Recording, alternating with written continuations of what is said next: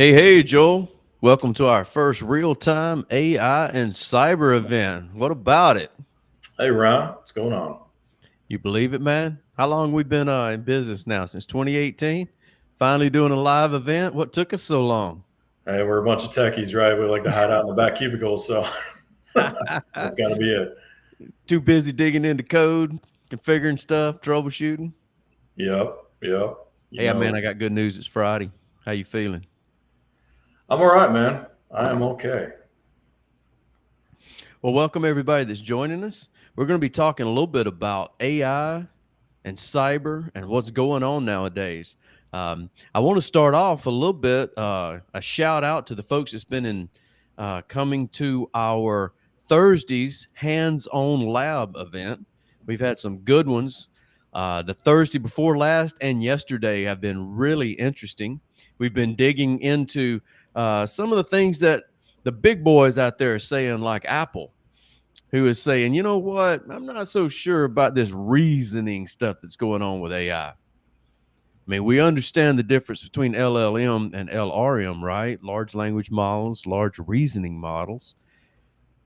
But Apple is saying, I'm not sure about this reasoning stuff, Joel. What do you think? Is AI actually doing reasoning like people, or is it just guessing the next word with a token? What do you think?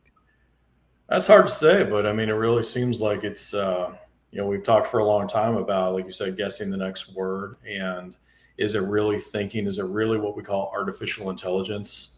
I think everybody's admitted that it's not really artificial intelligence in that sense, right? Like Terminator and all that we've seen. Right. Um, But it's interesting to see these studies now, right? Is it really reasoning and the harder of a problem you throw at it, the more it breaks down and the more it just gives up, right? And Yeah. Yeah. I'm not sure what that means, to be honest with you, but it's interesting. It's very interesting, man. Joel, I think we live in a great time.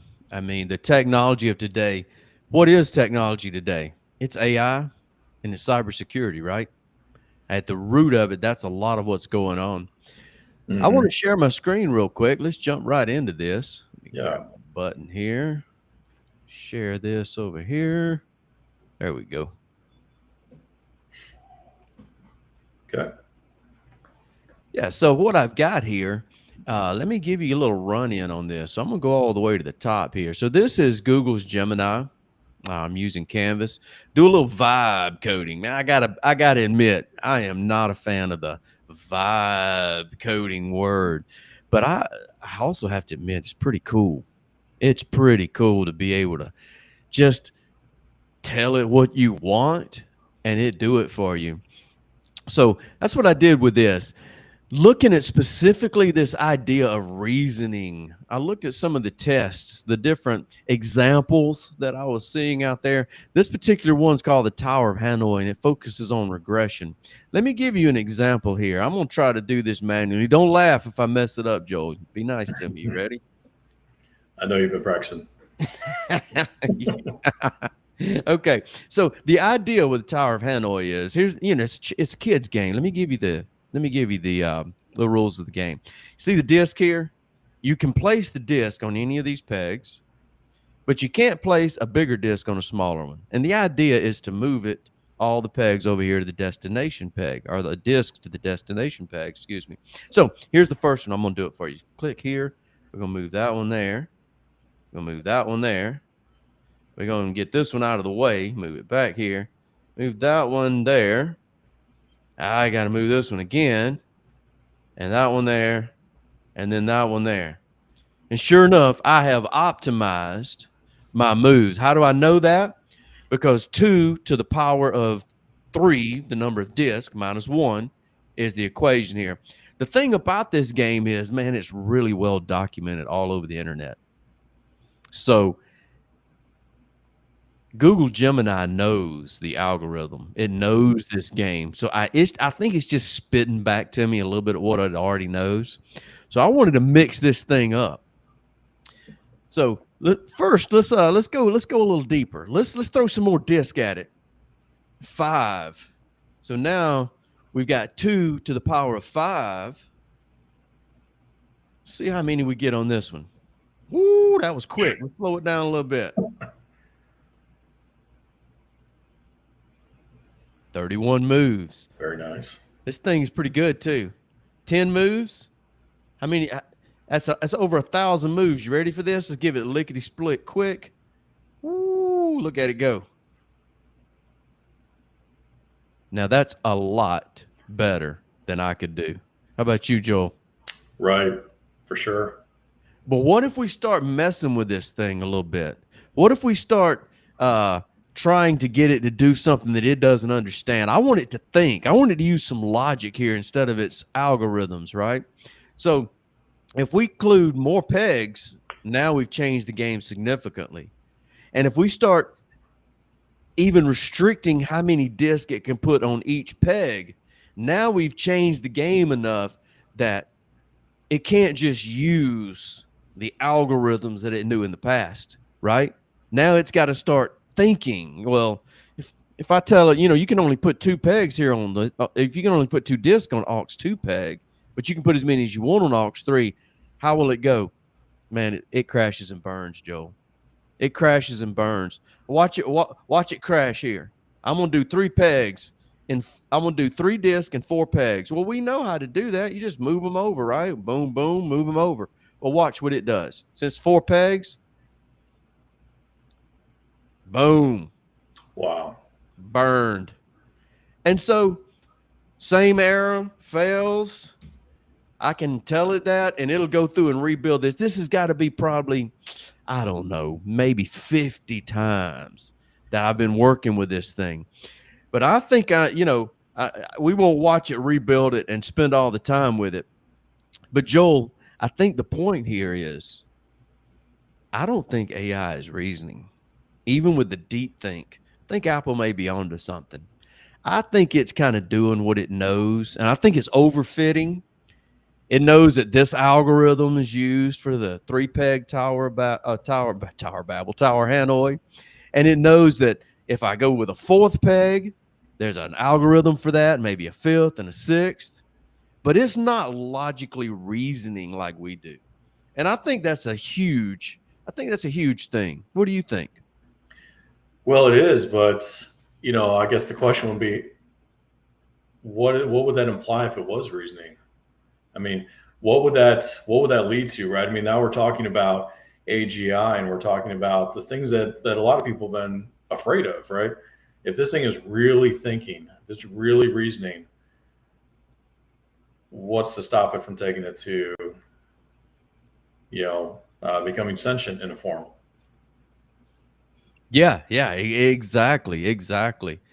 And so I really like the hands-on labs. I want to invite anyone listening, reach out. We would love to include you in these. We had a great group yesterday, and this is the second time at the Thursday before last, and then yesterday, Thursday. We do these every Thursday lunch and learn. It's called NETS, Hands-On Labs. But being able to really put hands on this stuff and work it back and forth, I think that's the real power. Joel, you don't have to be an IT person anymore to do this stuff. Right. Yeah. I mean, and that's really what we're seeing. By the way, if you got a question, you want to participate, throw it in the chat. We'll answer if we can. If not, we'll say we don't know. Yeah, I think the other question too is, okay, so is it really reasoning? Clearly, it doesn't appear that it is. Now, what's it going to take to get to that? But the other question is around the vibe coding that you started with, right? We know people are using this to code. We know it's a lot of people are seeing this as the future of coding. A lot of people are against that, right? A lot of people hate that idea. A lot of them are programmers that hate that idea. But like it or not, AI is continuing to be a larger part of our lives. It's currently the worst form it's ever going to be in, right? Absolutely. It's getting better every single day. So what does this mean? I mean, what we learned here, I mean, you wrote a program that I'm guessing you probably couldn't write just by sitting down with a notepad, right? Exactly. Probably, this is a program you wrote in a fairly short amount of time. Well, you wrote and Chem and I wrote, right, in a fairly short amount of time. And yeah, there's problems, but when there's problems, you can go to it and say, hey, you know what? This isn't working the way I wanted it to. Fix that. Now it fixes it. Okay. So there's some real there's some real implications here we need to think about, and especially if we start thinking about cyber, right, and security around this. Well, you knew what was wrong. You know what's wrong when you look at the code and you look at the output. You know how it's operating in the Tower of Hanoi. I mean, it either completely crashed, or it does something that breaks the rules, right, or who knows what, right? And so you can go back and say, okay, that's wrong. But what about if someone's vibe coding within a company and the output looks correct, but this code is now on a server that's maybe got some access to the outside world. Maybe the outside world has some access to the server, right? It's a public facing resource. How do we know it's secure, right? So what do we do in that case? And Joel, you bring up a really good point here. As cool as it is, and you're right, I'm not an HTML coder. I'm not a Python programmer. I was a programmer in a former life back when Visual Fox Pro was the deal. I won't tell my age there. But yeah, the power, people are going to be using this. And what happens whenever there's something in the code that's either insecure or just doesn't work? What do? I don't think that AI is going to replace people. I think that's really a big part of the lesson here. From my perspective, let me give you a good example here. From my perspective, I've been using AI more and more just for enablement. A good example is compressing data with AI. We all do that, right? Here's a document or maybe a book. Hey, here's a book. Give me a one-pager, Cliff Notes. What's this book talking about? Does that really replace a person? The author of that book? If I sat down with the author of that book and had a good conversation for an hour or two, there's no doubt that I would come away much better than just having AI compress the data, right? And give me a one pager. You throw cybersecurity in here with this. Technology is more powerful now than it's ever been, but it's also more dangerous. It used to be that with a phishing email, you could tell it, right? Text is all messed up. It's all weird. It just feels wrong. Now, all my comms look better. I use AI as my next level spell checker. Oh, yeah. It spell checks, grammar checks, and makes me sound smart. Same for cyber attackers. Right. Pen test, it's not about pen tests anymore. Of course we have to do pen tests, but it's not like people are jumping over EDR. It's not like they're digging through the firewall, right?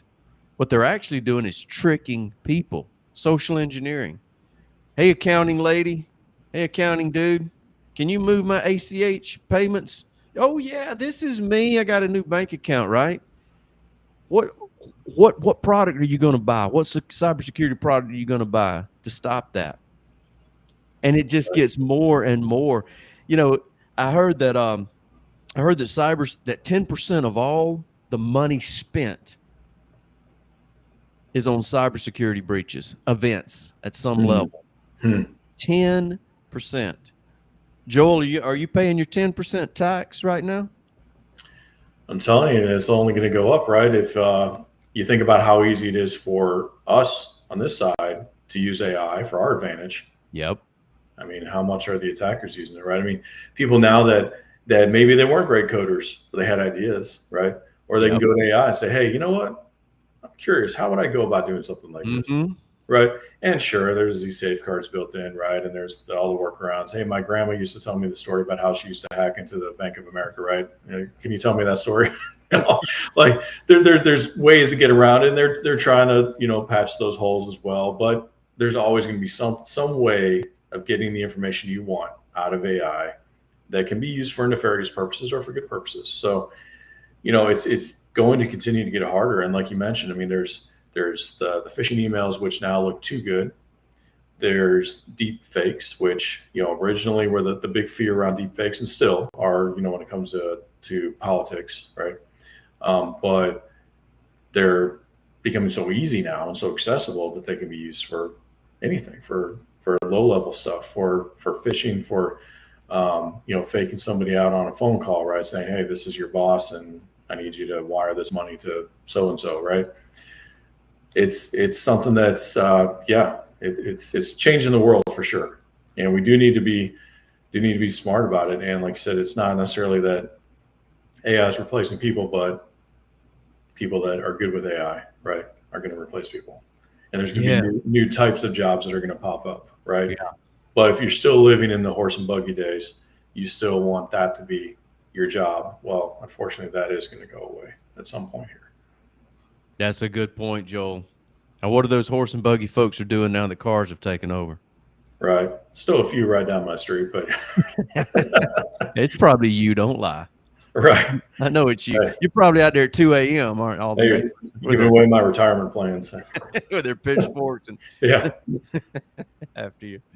Yeah, true that, Joel. You know, I did want to mention, as much as I like technology, a lot of what I'm seeing is actual businesses making huge gains by looking at workflows and org charts. Now, we're tech folks, so we love tech, but just the process of sitting down and thinking about the workflow has a huge impact on being able to reduce friction in that particular task, in that particular job. Let me give you a good example. A lot of times I get my best ideas when I'm not in front of my computer. Maybe I'm out walking, maybe something else is going on, and I reach and grab my phone. For me, I'm an iPhone user. So my normal workflow has been I'll do something with notes, right? I'll open up notes, record my idea in notes, and then later when I'm at my computer, I'll take those notes and copy them in. Maybe it's an idea for a LinkedIn post, right? I'll take and copy that content into my favorite LLM, which, by the way, I like the way Claude, helps me to express myself without sounding like a machine. ChatGPT can sometimes sound a little AI-ish, which I think really turns people off. Right. But back, kind of my workflow here. One of the things that I've done recently, since I've been thinking about workflows and helping other businesses, our clients, really look at their workflows, is I visualized that workflow. And I said, how can I take this workflow that's a common thing for me and really compress it? Just thinking about the workflow in a visual way. A lot of times we use Visio or other things, or even a piece of paper to just, what is it? Step 1, 2, 3, 4, right? For me, I made a pretty significant change. I don't put things in Notepad. I don't put things in notes anymore off of my phone. You know what I do? I use the new chat, either in ChatGPT or Gemini or Grok I'll use, or Claude. I create a new chat for each idea, and I just put my note right there, just record it in. So just looking at that workflow, I was able to reduce it just by thinking about it and going straight to where I'm going to put that thing anyway, right? Instead of sticking in the notes and copying it over, I completely reduced a step. That has nothing to do with technology. That is just workflow optimization. So many gains can happen in a business by just starting out on an AI journey, right? Of course, we want to use AI to increase profit. But how is that actually done? A lot of times it's simply a visual representation of a workflow. You can see exactly just because it's visual. So it has nothing to do with tech. It has to do with the process of breaking a workflow down.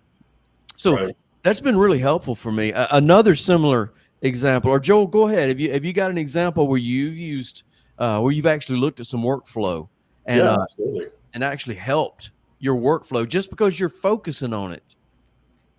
Yeah, I mean, if you think about kind of the evolution of that idea, right? I mean, it used to be that, okay, we look at a way to automate something, look at a way to improve the way we did a particular task at work every day.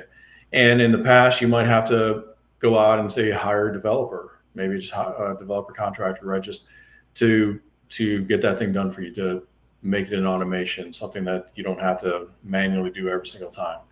Okay. And then you've got things like Microsoft with Power Automate and tools like that, which are much easier, right, than necessarily coding it, right? It's a lot more object oriented, a lot more drag and drop. Well, now AI, because even Power Automate can be, daunting and intimidating to some people. Um, AI can help with that too, right? There's so much power there.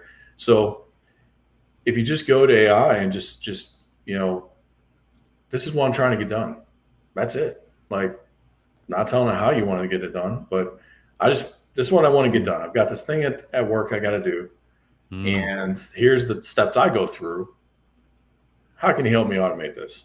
Hmm. And let Hmm. it come back to you, right? And it's so powerful with that. And I've done exactly that. I mean, if it's just things around reporting, right? Pull data out of this place, pull data out of that place, put it together in one thing, send it in an email, put it on a SharePoint site, whatever it is. Stuff that now I don't have to do, manually anymore. It just happens.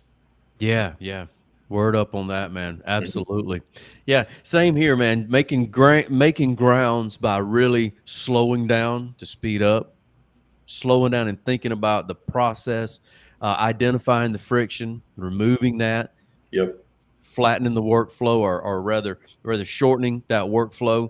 AI is great at that type of stuff of helping. I agree. I wanted to mention one thing that we're seeing with our clients as we um, our normal process for helping our clients increase profit in their business is that we go in and we put together a small AI team, an internal AI team within the business, just representatives from places that the business has a kind of an instinct of where we think some gains can be made to increase efficiencies, which will reduce cost or maybe increase sales. Just flat out get our message out there easier and more cleanly to Mhm. potential clients and existing clients. What we're seeing is that the actual org chart of the business can be the number one thing that's keeping that business from taking advantage of AI. Because historically, we have individuals in the business that are what we would call, money generators. Maybe they're your key salespeople, or maybe they're, you know, uh, different C-level individuals that are using ideas and they taking what they've got, what they're receiving from the market, and creating products that match that. We do quite of that a lot here. You and I, Joel, internally here at Valenture. Mhm. What we're seeing is that the org chart is designed so that you've got a lot of support people underneath others. And that org chart is really flattening. I'll give you an example. Um, I was reading an article recently about a bank. The name of the bank is 10, I think it is. But they started out, the owner was, telling in the article that they wanted to do a SaaS offering for banks. Mhm. But they realized as they were going down this planning process that to write this SaaS offering for the bank, the promise of using AI to really cut cost and savings within the existing banking sector, the problem wasn't the software. It was as you put the software in, you still had all these layers of org charts from board of directors to C levels to CIOs, CISOs, whatever, CFOs to director levels to team leaders to team members. That all of this squishy org chart stuff, right? What they did instead of creating a SaaS, they created an AI first bank. Hmm. So they're like, we're not going to sell this SaaS product to banks. We're just going to be a bank. And I think that's exactly what's going to happen with a lot of industries. Not only do you have to beat out your competitors that you're competing with right now, but you're going to have an influx of new competitors that come in with a very AI enabled org chart, a flat org chart, one that's instead of one individual being supported by 10 other individuals, as has been historically in the banking sector, specifically, as I was reading in this article, it was essentially two: one high performer, mover, shaker, and that was either directly empowered with AI themselves and or an individual, maybe an IT person who was really good at AI that was enabling them. So instead of a 1 to a 10 ratio of support, It was a dynamic duo. Mm. I think that is what's coming. And just a heads up to our fellow business owners, we have seen this exactly. Joel, you and I just went through this recently. Yep. We made a choice to restructure our org chart because of inefficiencies, because of things that we were seeing that was stopping us. It was separating us from our client. We wanted to get closer to our client. And not because of AI and not because of anything else other than we looked at the business and chose to organize things optimally. And that's exactly the way it's happened within our business. I think a lot of businesses are going to be looking at this very heavily. If they're not looking, what's the saying, Joel? The best time to start was yesterday. What's the second best time? Right now. Right. And I think that's exactly around org charts what needs to be going on. That AI, that looking at those workflows, looking at the AI automation that can come along with those workflows, that's got to be going on right now. Because what really needs to be worked on next after that is a reorg of the business to optimize performance within the business based on today's technology. Right. It's, we've said that AI is just as disruptive as electricity was, right?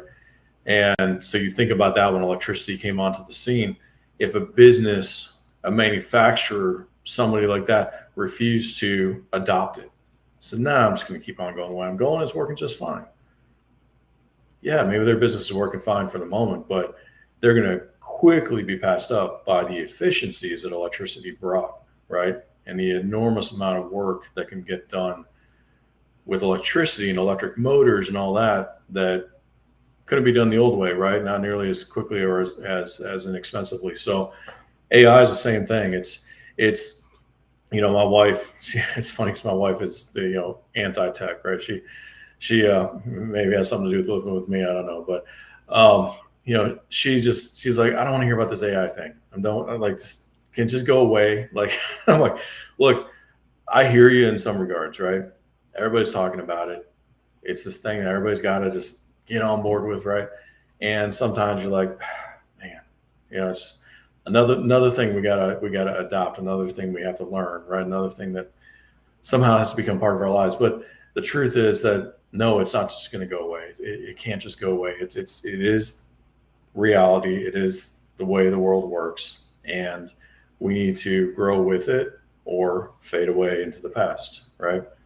And that's a lesson, like you said, we as business owners, Ron, you and I, that we've had to learn, and we're working to help other business owners with the same challenge, right? It's not that it's not change for the sake of change. It's change because the world is changing. And we want to help others change with it, not get left behind. That's exactly right, Joel. I'm reminded of good old Bear Bryant, the legendary Alabama football coach. He said this. He said, "Offense sells tickets, but defense wins championships." Right. And that's really where IT is at right now. It's not just a cost center as it was in the past. Now, really, truly, it's never been just a cost center, but many business owners and IT professionals have worked in environments where IT was seen as that, right? What's the minimum number? What's the minimum check mark so we can get to be quote unquote compliant? What's the least money we can spend in IT to just keep things going? Nowadays, it's such a good opportunity to invest in IT, especially the AI side of things, to enable the business to become more efficient, to actually grow profit. Joel, when there's more money in the businesses, when there's more money in your business, it drastically changes the way you think. It changes the decisions you make. So being able to use the technology of today to increase the dollars in your bank account, you got to do that. You got to do that. If you're a business owner nowadays and you're not looking at the technology of today, which is AI and cyber, if you're not doing that, I question whether you can really be competitive. Yeah, you need offense and defense. It's true. I mean, profitability, that's a core tenet of business, right? Or running a business. So if you have a new technology that comes along that can drastically change your profitability for the better, um, yeah, why would you ignore it, right? It's and especially when you know your competitors have access to the exact same thing, so Absolutely. they're not ignoring it. And there's Yeah. the influx of others that are coming up because they see the gold rush. I saw someone post the other day that said, you know, what would you do if you knew Bezos or if you were Bezos, back in the early days, back before Amazon became a thing, or if you knew Steve Jobs, or if you were him, back before Apple became a thing. What would you do if you were there at the ground floor and you had the opportunity to get in and be part of that? Well, we're there now. AI is that right now. We are at the ground level, right? And in some ways, we're starting to lift off a little bit, but still very early. And so, do you want to sit around and wait and see what comes of it, or start working now to take advantage of it to make the best use of it you can?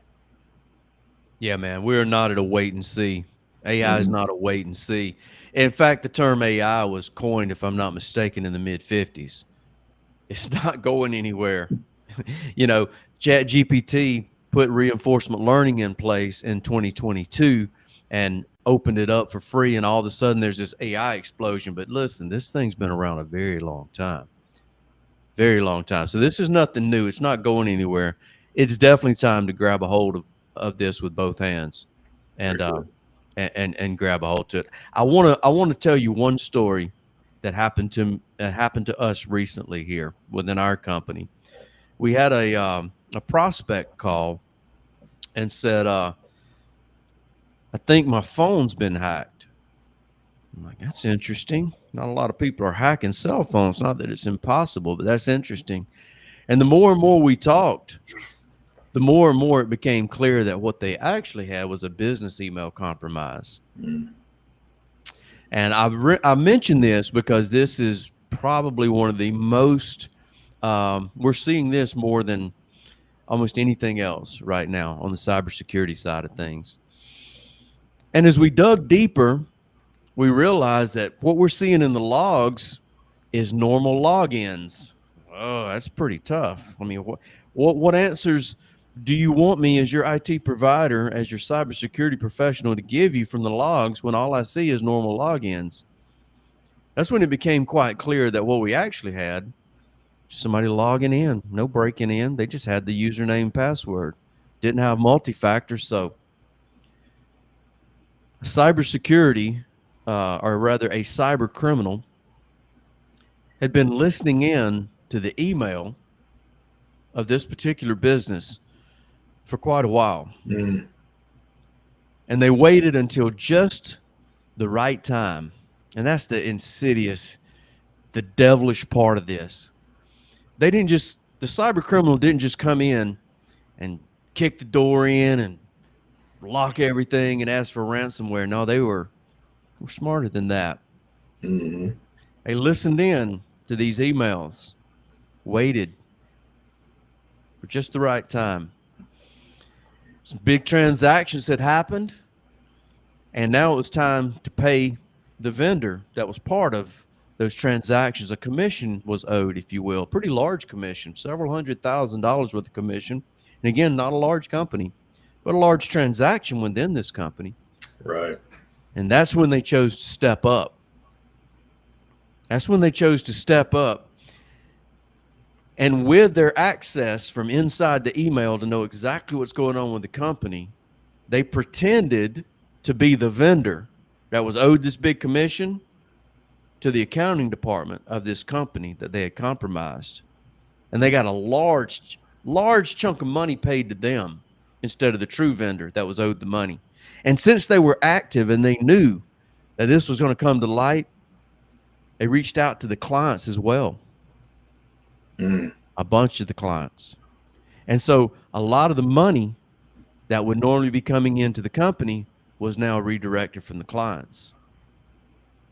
So the cyber criminal was able to get a significant payday from the business as if it was a vendor and the business's clients as if they were paying the business. Wow.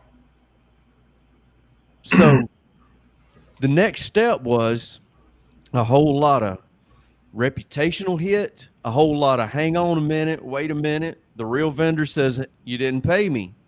Well, the real vendor didn't say that immediately. Figure, maybe they're just late. I don't want to give them a hard time about this owed invoice, right? Maybe they're just late.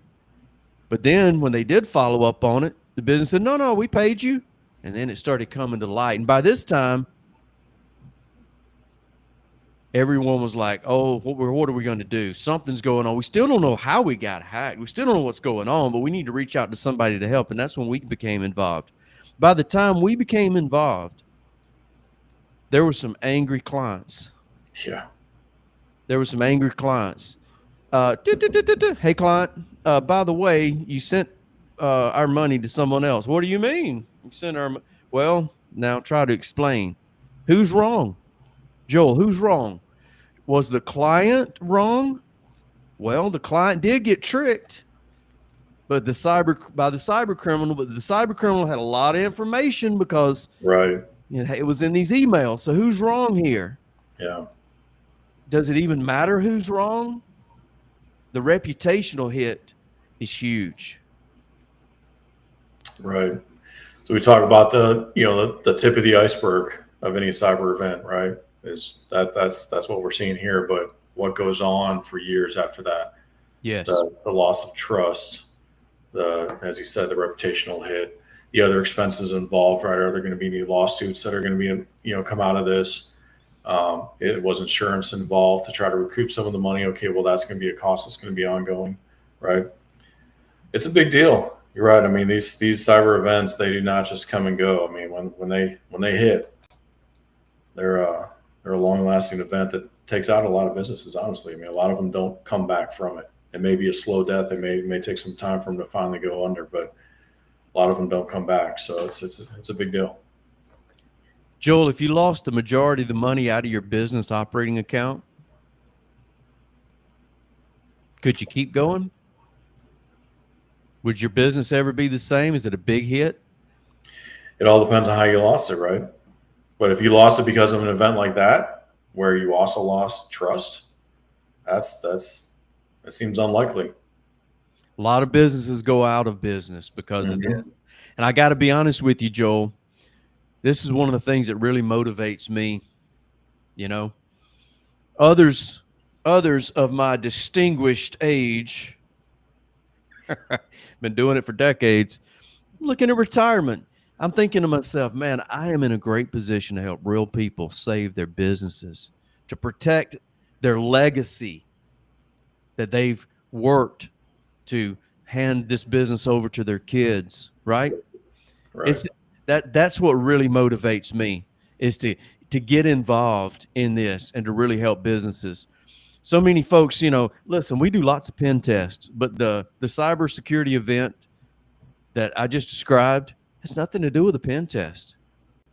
Like you said, they don't break in, they log in, right? Exactly. And exactly. pen test doesn't catch that. Exactly. Well, the answer that we bring to the table for that, you need a good partner that's going to tell you the truth. It's your people. It's not a product to buy. You got to harden your people. That's right. It ain't sexy. It's training. It's tabletop exercises. It's looking at what's going on right now, educating yourself on what the real threats are, and hardening your people to recognize them and what to do. That means clients. That means vendors. It's not just your people. It's everyone within the flow of that money. Those giving the money to the business and the business giving the money to others. That whole process has to be hardened. Yep. All the way around. Joel, I think I want to go ahead and cut it right there. This has been our first Real Talk AI and Cyber. I really want to end it with this. If you're out there and you'd like some help with taking AI, today's technology, and increasing the growth within your business, actually increasing the amount of profit, money in the business, that's what we're focused on. As Valenture, we help growing clients leverage today's technology to increase growth in the business and to increase profit in the business. And of course, we have to protect that profit, right? Cyber is a major portion of it. So for us, two sides of the same coin. On the head side, AI. Flip it over on the tail side, cyber. If your IT department's a football team, like old Bear Bryant said, offense and defense. You got to have both of them to win championships. Any last words, Joel, before we break? No, I think you covered it. I mean, it's really our mission, right? It's really our mission to help these people, help people, help business owners, help you grow, and help you stay secure. So we're gonna, if you catch this after the fact, after this stream ends, the post will be out there. Feel free, still drop your questions in the chat. We'll get back to you. Reach out to us, DM us if you got something you don't want to put out there in public. That's fine. We're here to help. Roger that. Have a great weekend. Catch you next.